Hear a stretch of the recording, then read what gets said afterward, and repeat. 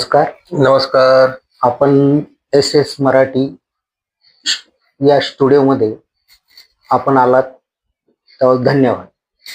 आपण नगराध्यक्ष पदाचे अपक्ष उमेदवार म्हणून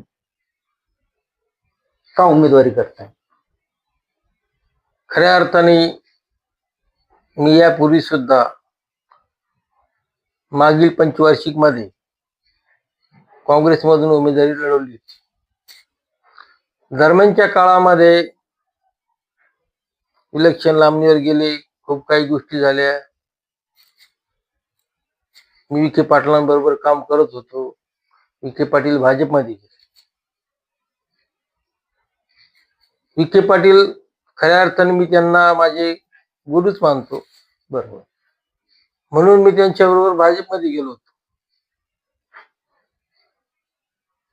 मध्यंतरीच्या काळामध्ये भाजप शिवसेना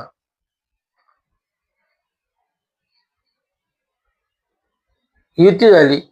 शिंदे गट आणि भाजप एकत्र आले. त्या माध्यमातून आम्हाला न्याय मिळावा म्हणून मी शिवसेनेत मध्ये प्रवेश केला होता. पण त्या ठिकाणी मला न्याय मिळाला नाही, म्हणून मला शिवसेनेने उमेदवारी दिली नाही, आपली उमेदवारी तरी ही जवळजवळ ही ज्यावेळेस चॅनलच्या माध्यमातून प्रसार माध्यमातून तुमची उमेदवारी फिक्स झाली असं म्हणून. माझी हाय लेवलनी उमेदवारी फिक्स झाली होती. बर. पण मग कोणीतरी विघ्न संतोषी असेल, त्यांनी त्या ठिकाणी मला टाळलं. पण टाळत असताना मला सांगितलं नवीन फ्रेश चेहरा आहे. ठीक आहे, नवीन फ्रेश चेहरा असताना त्या नवीन फ्रेश चेहऱ्याचं मला एका पॅरेग्राफ मध्ये समाजसेवेचं कुठलं तरी एखादं उदाहरण दाखवून द्यावं. बर. मग मी ठरवलं, जर मी रात्रीचा दिवस करत गेल्या 9-10 वर्षापासून काम करतो, समाजसेवाच ही ईश्वर सेवा आहे. बरोबर. मी मागली पंचवार्षिक निवडणूक हारलो. ज्या वेळेस माणूस निवडणूक हारतो त्या ठिकाणी तो थांबून घेत असतो. बरोबर. माझा खूप नुकसान त्या ठिकाणी झालं. मी त्या नुकसानीचा बी सामना केला आणि त्या नुकसानीचा सामना करत असताना रात्रीचा दिवस केला. त्या माध्यमातून खूप खूप गोरगरीब जनता असेल, कोणाचं हिताचं, कोणाचं लग्न कार्याचं असेल, किंवा कोणाचं हॉस्पिटलचं असेल, का समाजसेवेचं असेल, किंवा वैद्यकीय दृष्टीने कुठल्याही गोष्टीचं काम असेल, ते मी रात्री दिवस करत गेलो. बरोबर. बरं, आपण करोना काळामध्ये आपल्या स्वतःला करोना झाला असतानाही या गोरगरीब जनतेला अन्नदान केलं, याबद्दल तुम्ही तुमचे विचार मांडा. खऱ्या अर्थाने ज्यावेळेस मोठा लॉकडाऊन पडला होता, गोर गरीब जनता ही उपाशी होती. आता त्यांना कुठे जावा आणि काय करावा हा प्रश्न मोठा निर्माण झाला होता. हा विषय देशावर नाही तर जगावर मोठी महामारी मोठं संकट निर्माण झालं. बरोबर.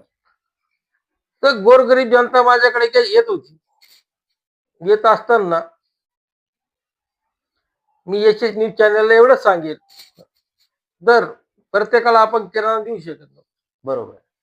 त्या माध्यमातून आम्ही, माझे खूप मोठा मित्र परिवार आहे, त्यांच्याशी मी संवाद साधला काय केलं पाहिजे. तर त्यांनी मला सांगितलं आपण अन्नदान सुरू केलं पाहिजे, आपण बटरखाना सुरू केला पाहिजे. तर देशात नव्हे, महाराष्ट्रात नव्हे, तर पहिलं अन्नदान राऊरी कारखान्यावर आपण सुरू केलं. बरोबर. सगळ्यांनी पाहिजे. हे सगळ्यांनी पाहिजे. तुला ही खंड न करता 2 महिने अन्नदान ठेवलं. पण आम्हाला दरम्यानच्या काळामध्ये आमच्याच एका नेत्यांनी रस्ते अडवायची भूमिका घेतली. काय काय त्रास झाला? गुंडागिरी करायचा प्रयत्न केला. आमचे ज्यावेळेस कार्यकर्ते अन्नदान वाटत होते, जसे पिक्चरच्या स्टाईलवानी उघड्या गाडीमध्ये झेंडत होते ना, आमच्या कार्यकर्त्याला त्यांनी त्या ठिकाणी दमदाटी, मारहाण, ह्या गोष्टी अनेक प्रकारचा त्रास दिला. त्यावेळेस त्या काळामध्ये जगामध्ये कुठेही रस्ते अडवण्याची प्रथा झाली नाही. हायवे रोड चालू होता, सगळ्या गोष्टी चालू होत्या. अक्षरशः आमच्या मुस्लिम समाजाची एक महिला बाळंतपणासाठी त्या ठिकाणी हॉस्पिटल चालली होती, की त्या ठिकाणी त्या महिलेची सुद्धा अडवणूक या लोकांनी केलेली आहे. हॉस्पिटल जाणाऱ्या लोकांसाठी अडवणूक केली आहे. महाराष्ट्रात कुठेही नाकेबंदी झाली नाही, ती देवळीतच का झाली? ही मनगटशाही केली त्या लोकांनी. बर त्यानंतर त्यांनी कोरोना सेंटर उभं केलं. एक छोटस अशी वाईट परिस्थिती आहे. ज्या वेळेस रेमडेसिवीर आपण त्यांचं सगळं डॉक्युमेंट पाठवतो, ते डॉक्युमेंट पाठवत असताना विराज घाटा असेल किंवा प्राजक्तादादा तनपुरे असतील किंवा सुजयदादा विखे असतील, यांच्या माध्यमातून रेमडेसिवीर आम्हाला येत होती, उपलब्ध केले. त्यांनी उपलब्ध केले. माझ्याबरोबर समोरच्या पार्टीला सुद्धा ते रेमडी येत होती, पण त्यांनी अक्षरशः ते रेमडी मेडिकलमध्ये ठेवायची, इकडे तिकडे ठेवायची, रेमडी उपलब्ध होती. तेच रेमडी मेडिकलच्या माध्यमातून 50,000 रुपये, 70,000 रुपये, 80,000 रुपये अशी विकायचा प्रयत्न त्यांनी त्या ठिकाणी केला. तेच ब्लॅकने विकले आणि ते पैसे कमवले. यांनी खरी समाजसेवाच केली नाही, फक्त लुटमारीचा व्यवसाय त्या ठिकाणी केला. आपण सगळ्यांनी बघितलेलं आहे. आम्ही पैशाला कधी देव मानलंच नाही. आम्ही आमच्या माणसाला देव मानलेला आहे. मी माणसामध्ये देव बघतो. बरोबर आहे. आपण त्या काय दृष्टीने मी ज्या काम करतो, हा कायम आपण गरीब जनतेसाठी सदैव उपलब्ध असतात सदैव आणि सदैव मदत कार्यात हात मला तुमचा 24 घंटे कधी कोणाचा प्रॉब्लेम आला माझ्या गोरगरीब जनतेचा, तर मी त्यांच्यासाठी निम्म्या रात्री असू, पाठ असू, कधी असू, मी त्यांचा फोन घेतल्याशिवाय राहत नाही. त्यांना आधी अडचणी विचारल्याशिवाय. आता एक तुम्हाला मला प्रश्न विचारायचा आहे. आपली उमेदवारी ही देवळाली नगरपालिकेच्या फॉर्म मध्ये रिजेक्ट झाले असता आपण ती कोर्टामधून जी मंजुरी आणली व आपला अर्ज ठेवला, याबद्दल आपल्या थोडक्यात मनोगत व्यक्त करा. खऱ्या अर्थाने कोर्टातून ती मंजुरी आली, माझा त्याच्यामध्ये कुठला दोष नव्हता. फक्त एक निरंक म्हणून ते माझं एक किरकोळ दोष होता त्याच्यामध्ये. तो एका सेकंदात कुणी लिहू शकत होतं. जाणून बुजून माझा तो अर्ज रिजेक्ट करण्याचा करण्यात प्रयत्न बाद केला. आणि हा का बाद केला, कमून केला, ही सगळी मोठा इतिहास आहे. आम्ही त्यांना एक धाक आहे, गणेश भांड म्हणजे आपला विरोधक आहे बर आणि तो आपल्या समोर नको आहे.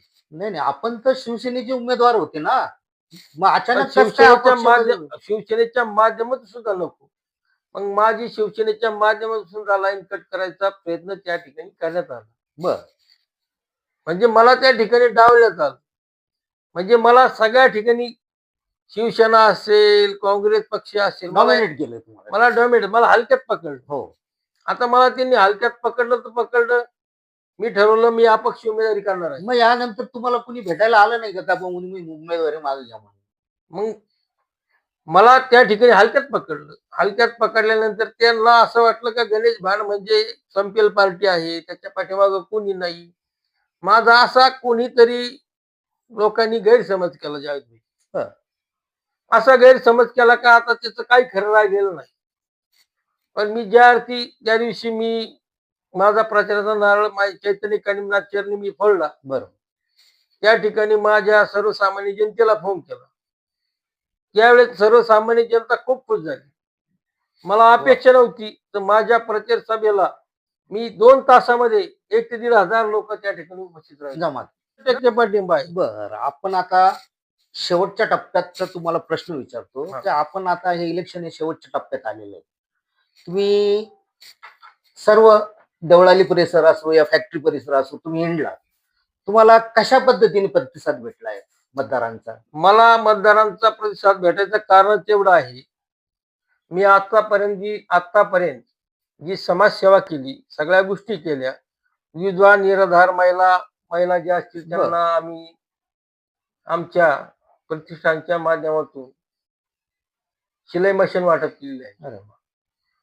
अनाथ आश्रम वरुंडे असेल, गोवा असेल किंवा इतर असेल त्या ठिकाणी अन्नदान केलं. खूप मोठ्या प्रमाणात अन्नदान केलं, आर्थिक मदत केली असेल. त्याचप्रमाणे त्यांना कपडे असतील, ते सगळे शालेय साहित्य असतील, आम्ही वाटप केलेलं आहे. दुसरी गोष्ट, आम्ही आरोग्य शिबिर अनेक वेळेस घेतलेलं आहे. आरोग्य शिबिर म्हणजे अनेक वेळा रक्तदान शिबिर रक्तदान असतील, शिबिर आरोग्य असतील, शिबिर आरोग्य असतील, हे आम्ही अनेक वेळा त्या ठिकाणी घेतलेलं आहे. अनेक म्हणजे माझ्या माहितीनुसार 4,000 ते 5,000 लोकांचे मोफत मध्ये पुतळी हॉस्पिटल मधून शिबिर घेऊन ते ऑपरेशन आपण ते फ्री मध्ये करून आणलेले आहे. देवळलीमध्ये जेवढ्या जेवढ्या प्राथमिक शाळा असतील त्या ठिकाणी सुद्धा शालेय साहित्य असतील आपण त्या ठिकाणी दिलेलं आहे. दुसरी गोष्ट ते देत असताना तेवढंच नाही दिलं, त्या ठिकाणी वृक्षारोपण सुद्धा झालं पाहिजे. वृक्षारोपण सुद्धा आपण त्या शाळेमध्ये केलेलं आहे. वृक्षारोपणचा पूर्ण कार्यक्रम कोणी तुमच्याबद्दल म्हणतं, चर्चा चालू आहे. भाजपने गणेश भांड उभा राहायचं सांगितलं. अरे तसं गणेश भांड हा काय विकणारा माणूस नाही. सगळ्यात महत्वाचं बर ते विकणारा थोडंच आहे आणि मला विकत घेण्याची कोणाची दानच घे नाही. बरोबर. मी माझ्या मनाने मीच मोठ्या मनाने इतकं दानशूर आहे का मला मी कोणाचं गोरगरीब असेल काय असेल मला किस्सा आहे. काही लोकांना किस्साच नाही. समजून सांगायचं आपण काम करतो. या माध्यमातून आपण काय करतो, उद्योग क्षेत्रात सुद्धा मी काम करत असताना 1998 साली मी डेअरी चालू केली. 1998 साली मी डेअरी चालू केली. तर डेअरी चालू केल्यानंतर सुद्धा प्रस्थापित लोकांनी जाणून बुजून माझ्यावर रेट टाकणे, गुन्हे टाकणे, हे करणे ते करणे 170 वेळा माझ्यावर रेट झाली. 170 वेळा द्यावी. बर महाराष्ट्रात पहिला एक मेव गणेश भांडा संत 170 वेळा त्याच्यावर रेड केली, त्याला गुतवा, त्याला थांबवा. म्हणजे मी उद्योग क्षेत्रात जाणून बुजून उद्योग क्षेत्रामध्ये तो पुढे गेला नाही पाहिजे. आज आज मी उद्योग क्षेत्रामध्ये करणारे तुमचे कोण विरोधक का कोण? विरोधकच, आणि त्या विरोधकापायीच मला राजकारणात यायची संधी दिली. नाही तर माझा राजकारणाचा माझ्या 7 पिढ्यामध्ये कोणी राजकारण केलं नाही. पण ह्या लोकांनी नामदार राधाकृष्ण विखे पाटील यांनी तुम्हाला काही मदत वगैरे केली का? या ज्या लोकांनी मला छेडलं, सगळ्या गोष्टी केल्या, म्हणून मी राजकारणात होतो. आता एवढ्या मोठ्या नेत्याचं मी नाव घेऊ शकत नाही. ते माझं दैवतच आहे. त्यांनी मदत केली नाही केली तरी ते मी त्यांना माझं पांडुरंग समजतो. आणि हे सगळं काम करत असताना म्हणजे मला खूप त्रास झाला तुम्हाला? खूप त्रास झाला. आणि मला प्रत्येक पावलाला कसा त्रास देता येईल हा त्रास देत देत देत देत मी इथपर्यंत आलो. मी ज्या जनतेला तुमचं चिन्ह व जनतेच्या भावना संग तुम्ही कशा पद्धतीने त्या मतदारांना रिसिव्ह करणार, मी मायबाप जनतेला एवढंच विनंती करतो. मी आजपर्यंत तुमच्यासाठी रात्री दिवस केलेला आहे, पण मला कुठे न्याय मिळालेला नाही. मी सगळ्या नेत्यांसंग फिरलो, पण त्या ठिकाणी मला निर्गेट करायचा प्रयत्न केला.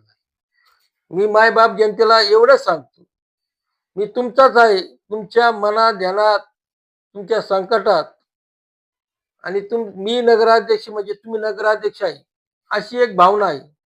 या दृष्टीने मी अपक्ष लढायची तयारी केली आहे आणि तुम्ही मला साथ देणारच आहात. माझं चिन्ह आहे छताचा पंखा. त्या छताच्या पंख्यापुढे तुम्ही बटन दाबून मला विजय करतात ही मला खात्री आहे. पण माझ्या बाप जनतेसाठी मी अहोरात्र त्यांच्या बरोबर आहे आणि त्यांना कुठल्याही गोष्टीचं कमी पडून देणार नाही. त्यांच्यासाठी रात्री दिवस करू. आपण या ठिकाणी मी SS न्यूज चॅनलने मला या ठिकाणी स्टुडिओमध्ये बोलवलं. जावेद भाई असतील, आमचे सचिन भाऊ असतील, यांचे मी आभार मानतो. धन्यवाद.